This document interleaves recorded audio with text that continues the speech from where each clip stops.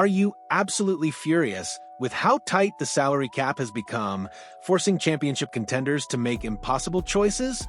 Or are you, perhaps grinning ear to ear, seeing a golden opportunity for your favorite team to snatch up a hidden gem, all because another franchise is caught in a financial vice? Because today, we're diving deep into a situation that could be a masterstroke for one team, born out of necessity for another, the Milwaukee Bucks roster crunch, and a potential gift-wrap target for the Boston Celtics. Welcome to the news channel. I'm your host, and we've got a fascinating development in the NBA that highlights the brutal realities of roster management in a league obsessed with the luxury tax. The Milwaukee Bucks, a team with championship aspirations, has just made a move that, while seemingly minor, could set off a chain reaction, directly impacting their roster and potentially offering a golden opportunity to a rival. The news broke recently that Giannis Antetokounmpo has re-signed with the Milwaukee Bucks. Now, on the surface, this might seem like a simple family affair, a way to keep Giannis Antetokounmpo happy and firmly rooted in Cream City. And let's be clear, keeping your superstar content is always priority number one. However, this signing has immediate and tangible consequences for the Bucks roster. With Giannis officially on board, Milwaukee now finds itself with too many players, pushing them into a precarious position regarding roster limits and, more importantly, the dreaded luxury tax.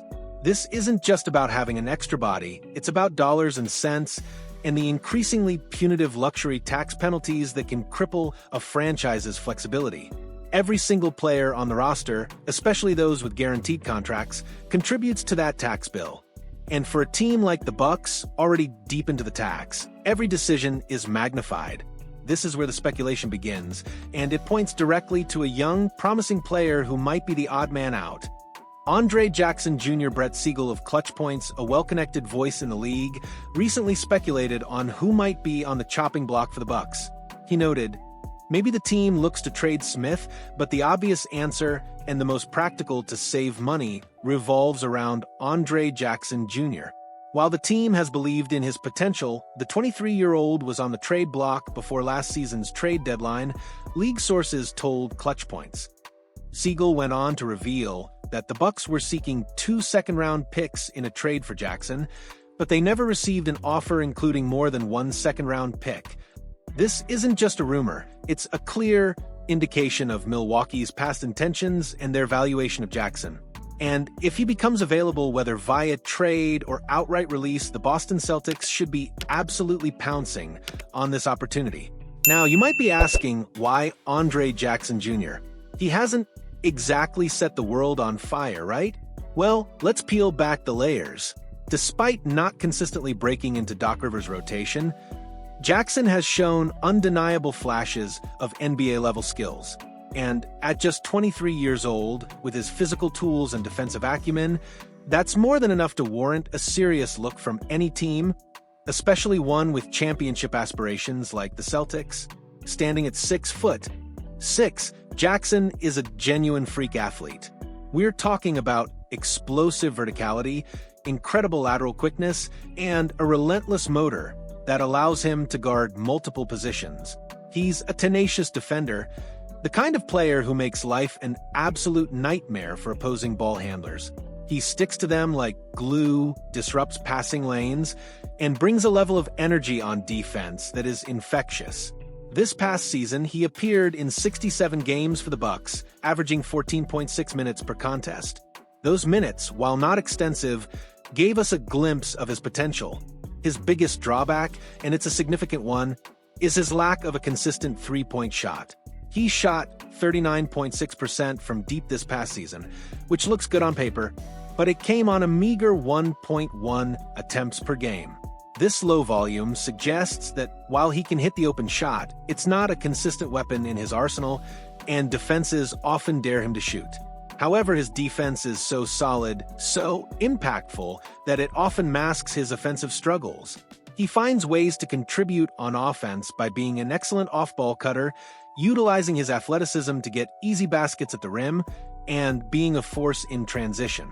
He's still fairly raw on both sides of the ball, occasionally making those silly mistakes that come with youth and inexperience, but the upside is undeniable. He's a player who could thrive in a system that maximizes his defensive strengths and allows him to play off of elite offensive creators.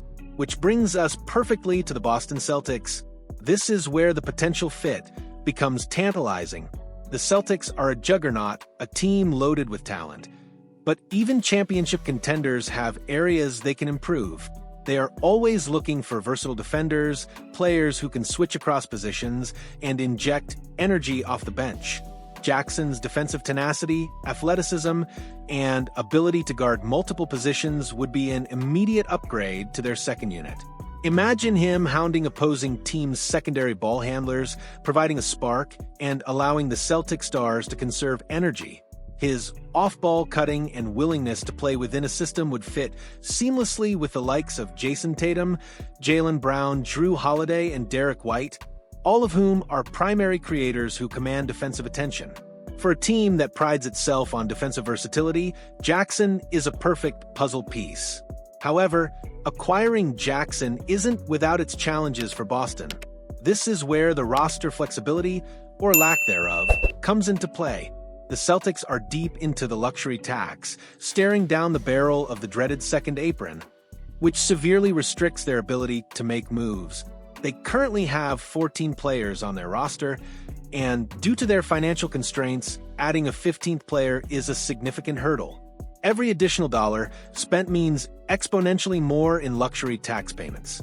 Barring a major, unlikely trade like an Anthony Simons deal, which, let's be clear, seems highly improbable this close to training camp and would involve a complete roster shakeup, the Celtics would have to make some tough decisions of their own to bring Jackson on board.